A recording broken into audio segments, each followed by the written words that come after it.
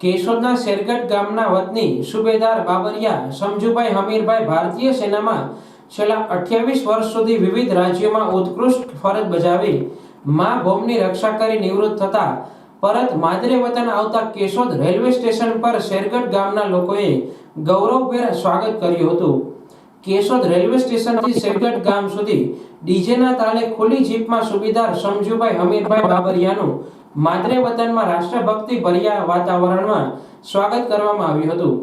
સુબેદાર સમજુભાઈ હમીરભાઈ બાબરિયા ભારતીય સેનામાં 11 માર્ચ 1996માં corps of electronic and mechanical engineer તરીકે ભરતી થયા। ત્યારબાદ ભારતના તમામ રાજ્યોમાં અલગ અલગ સ્થળોએ સેવા બજાવી, જેમાં જમ્મુ કાશ્મીરમાં 2 વખત, આસામ, પંજાબ, રાજસ્થાન અને મધ્યપ્રદેશ જેવા અલગ અલગ સ્થળોએ સેવા બદલ મેડલ મેળવ્યા છે, જેમાં આઝાદીના 50 અને 75 વર્ષ ઓપરેશન પરાક્રમ, ઓપી રક્ષક, ઓપી રહેનો, જમ્મુ કાશ્મીર અને લોંગ સર્વિસ સેવા મેડલ મેળવેલ છે।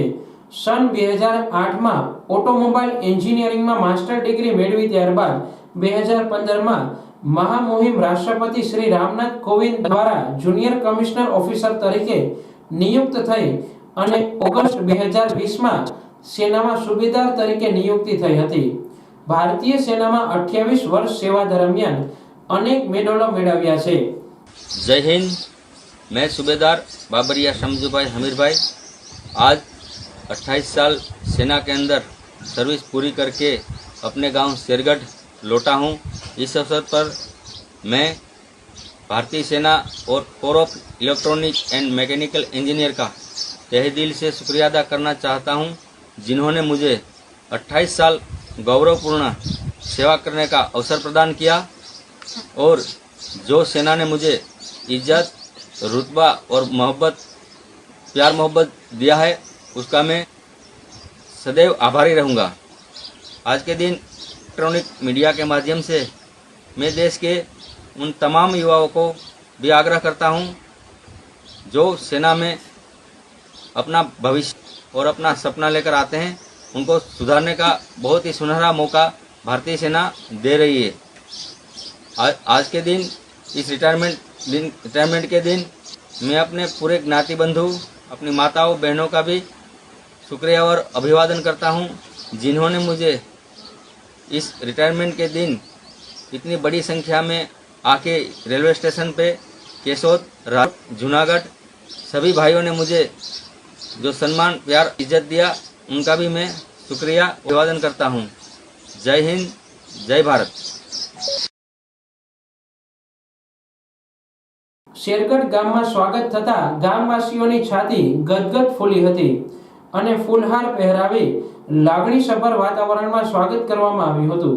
કેશોદ તાલુકામાં વસતા મહિયા ક્ષત્રિય સમાજના સંખ્યાબંધ યુવાનો ભારતીય સેનામાં જોડાય છે।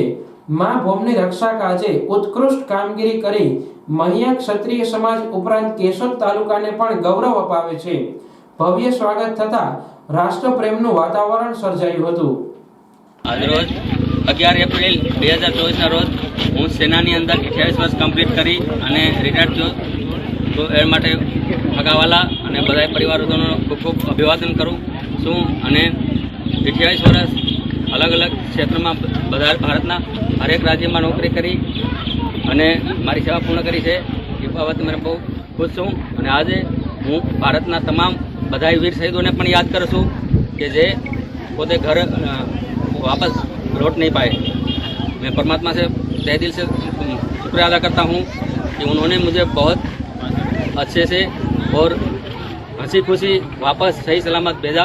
उसके लिए मैं माँ भगवती, आई श्री नागबाई माँ, परिवार माता का तहे दिल से शुक्रिया अदा करता हूँ, अपने परिवारजन व पूरे समाज का, और जो इन लोगों ने मेरे को यहाँ स्वागत किया, उसके लिए मैं इनको दिल से शुक्रिया अदा करता हूँ। जय हिंद, जय भारत। भारत माता की जय।